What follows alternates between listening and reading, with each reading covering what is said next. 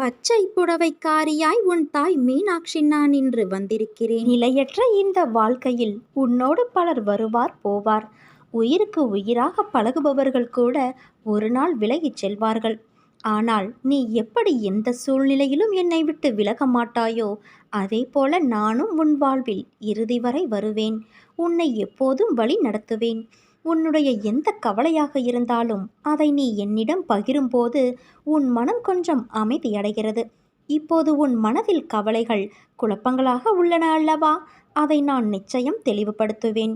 என் பிள்ளையாகிய நீ எப்போதும் போல மனதை மகிழ்ச்சியாக வைத்துக்கொண்டு உற்சாகமாக நாளை தொடங்கு. முடிவில் எல்லாம் நன்மையாகவே இருக்கும். வருவதும் போவதும் ஏதோ ஒரு காரணத்தினால்தான் நடக்கிறது என்று மட்டும் நீ இரு. உனக்கு நன்மையே நடக்கும். ஏன் எப்போதும் எனக்கு யாரும் இல்லை என்று புலம்புகிறாய்? அந்த எண்ணம் மிக தவறானது, ஆபத்தானதும் கூட. உன்னை சுற்றியுள்ளவர்களை முதலில் புரிந்து செயல்படு. அதை விட்டுவிட்டு உன் எதிர்பார்ப்புகளை அவர்கள் உடைக்கும்போது நீ கவலைப்படுகிறாய்.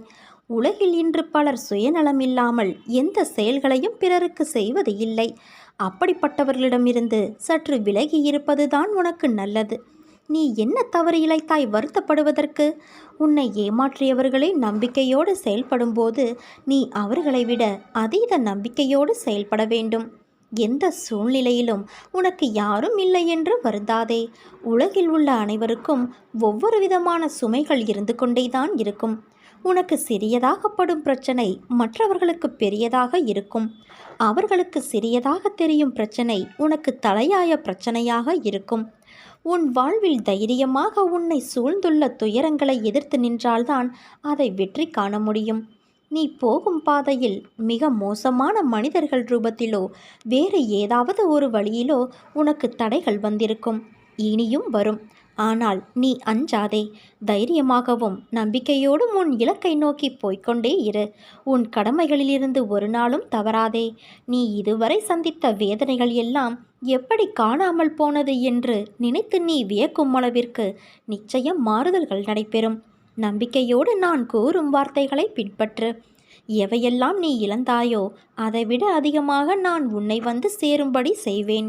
எல்லாம் தெளிவு பெற்று நீ வாழ்வில் முன்னோக்கி மகிழ்ச்சியாய் செல்லும் காலம் வந்து விட்டது. இது உன் அன்னையான என்னுடைய சத்திய வாக்கு. என் சம்மதமில்லாமல் மரணம் கூட உன்னை தொட முடியாது. அதிசயம் வந்து கொண்டு இருக்கிறது குழந்தையே, என்னை நம்பு.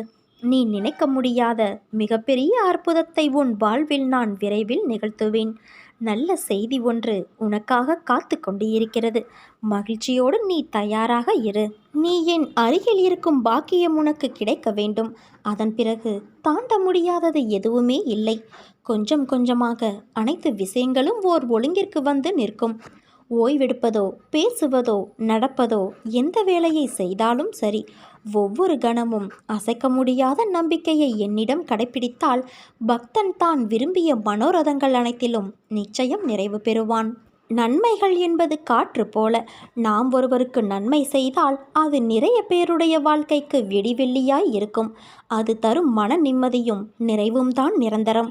இதை நீ புரிந்து கொள் என் குழந்தையே.